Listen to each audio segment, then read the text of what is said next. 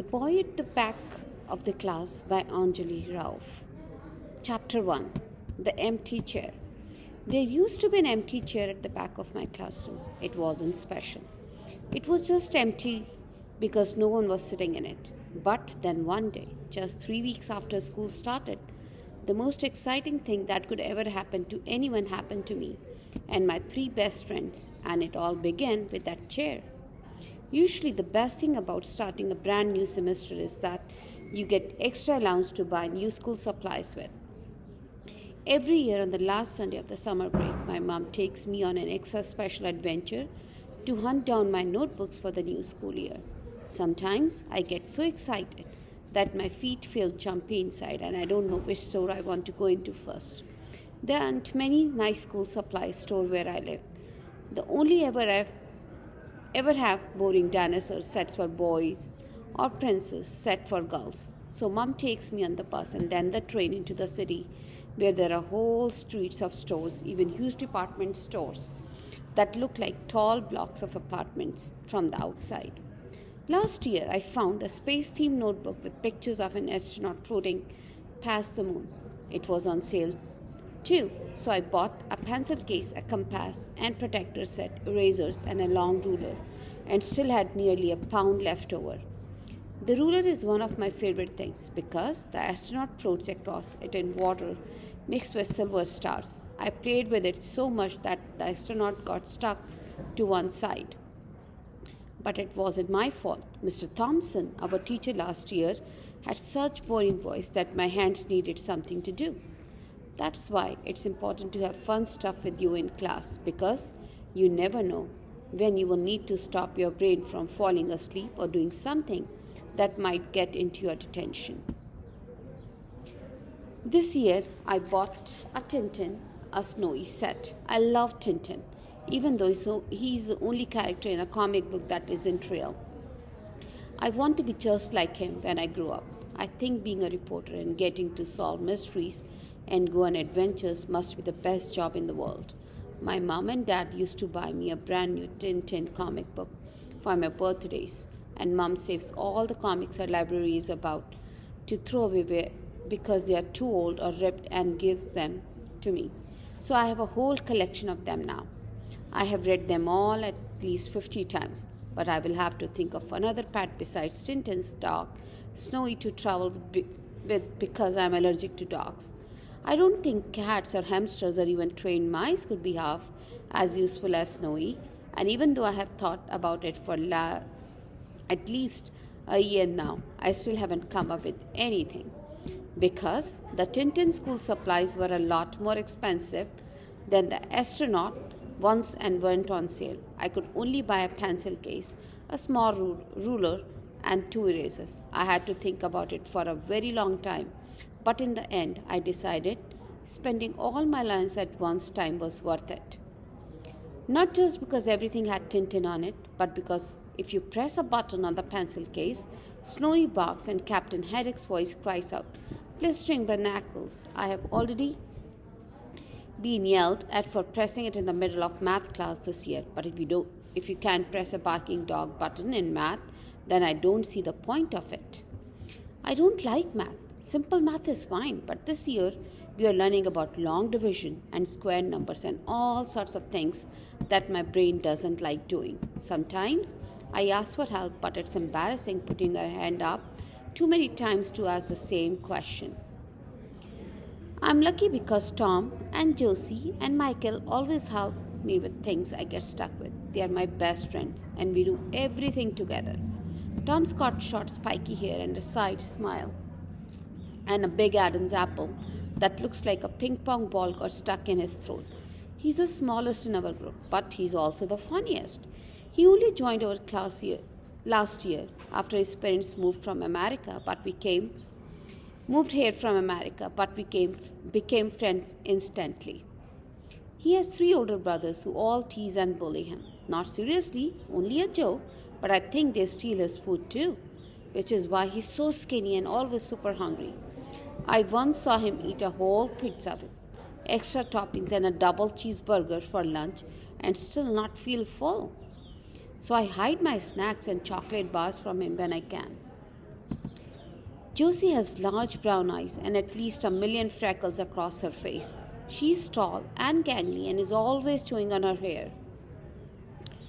She's the fastest girl in our year and can kick a soccer ball past any goalie from other side of the field. She's the coolest person I have ever known since we were 3. Our moms say we become instant friends the first day we started preschool, so they decided to become friends too. I don't really remember much about myself at that age, but Josie's in all my school memories. We even got our first detention together last year, all because of a hamster named Herbert. Josie had heard one of the upper school bullies say that he was going to flush our class hamster, Herbert, down the toilet at the end of the day. Josie told me, and we decided to go on a hamster rescue mission. We hid Herbert in my backpack before school ended and took him straight to my house. But of course, Mum found out and made me take him back the very next day. I tried to explain to boring Mr. Thompson what had happened, but he wouldn't listen and gave me detention. And even though she didn't have to, Josie stood up and said she had helped us to steal Herbert too, just so we could do detention together. You know, a friend's best friends when they are willing to sit in detention with you. Michael has the nearest, puffiest afro out of all the boys in our year. Most people think he is weird, but not us. His glasses are always broken and his shoelaces are never done right, so he's always tripping up or bumping into new things when he walks. But we are also so used to it now that we never notice. He's mostly quiet, but when he does say something, grown up usually look impressed and say that it's ingenious and insightful, or use other strange words beginning with N. I don't know what they mean, but I guess they mean he's smart. Grown-ups always like coming up with long words for simple things. Michael gets made fun of a lot because he can't run fast or kick a ball in a straight line, but he doesn't care. I wouldn't care either if I was as rich as him. His dad is a professor and his mom is a lawyer. And because they are always busy, they buy him all the latest gadgets and books and the coolest new games. When we went to his house last year for his birthday party, we saw his room for the first time. It looked like inside of a toy store.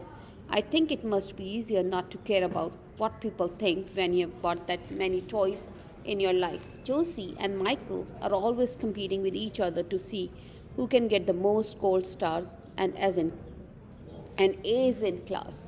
Michael is the best at history and Josie is the best at math. But I am better at reading and spelling than both of them, especially Josie. She hates reading and never ever reads anything outside class.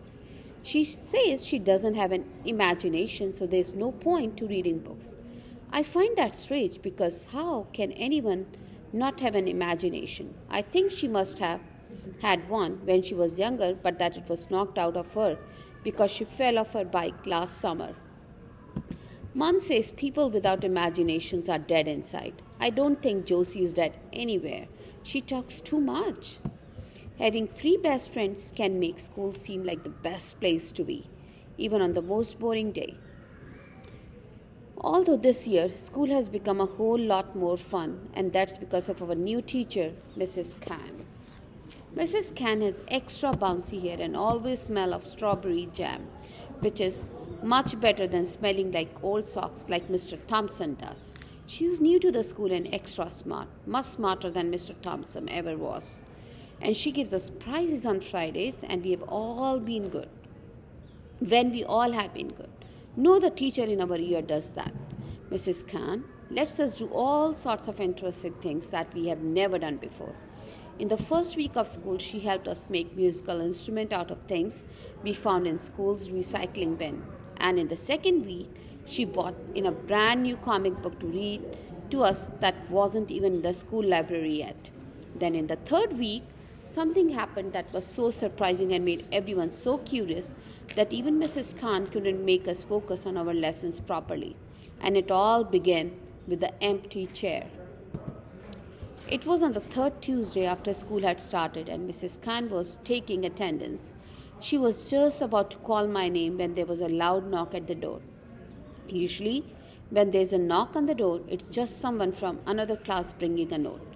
So, no one really pays any attention, but this time it was Mrs. Sanders. The principal, Mrs. Sanders, always wears her hair in the exact same way and peers over her glasses whenever she talks to anyone.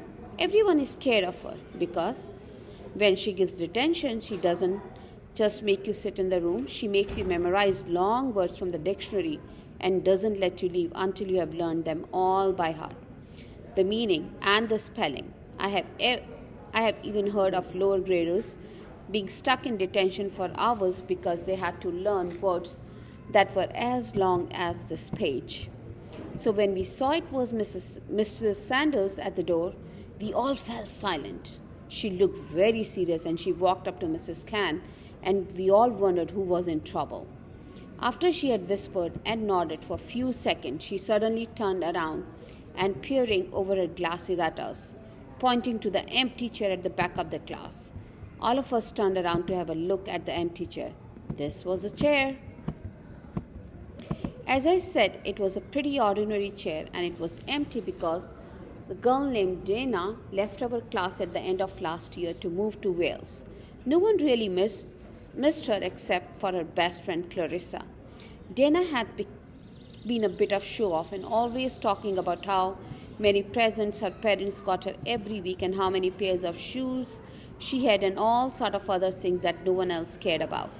She liked to sit at the back of the class because then she and Clarissa could pretend to pay attention when really they were drawing pictures of their favorite pop stars and giggling about someone they didn't like. Someone else could have taken the seat, but no one really wanted to sit next to Clarissa. That's why the chair had stayed empty. After whispering for a few more seconds with Mrs. Khan, Mrs. Sanders left the classroom. We expected Mrs. Khan to say something, but she seemed to be waiting, so we waited too. It was all very serious and exciting. But before we could start guessing about what's going on, Mrs. Sanders came back, and this time she wasn't alone. Standing behind her was a boy none of us had ever seen before. He had short dark hair and large eyes that hardly blinked and smooth pale skin. Everyone, said Mrs. Khan as the boy went and stood next to her. This is Emmett, and he will be joining our class starting today. He has just moved to London and he is new to the school, so I hope you will all do your very best to make him feel welcome. We all watched in silence as Mrs. Sanders led him to the empty chair. I felt sorry for him because I knew he wouldn't like sitting next to Clarissa very much. She still missed Dina, and everyone knew she hated boys. She says they are stupid and smell. I think it must be one of the worst things in the world to be new to a place and have to sit with people you don't know, especially people who stare and scowl at you like Clarissa was doing. I made a secret promise to myself right then and there that I would be friends with the new boy. I happened to have some lemon candies in my bag that morning. I would try to give him one at recess, and I would ask Josie and Tom and Michael if they would be his friends too. After all, having our 4 new friends would be much better than having none, especially for a boy who looked as scared and as sad as the one now sitting at the back of our class.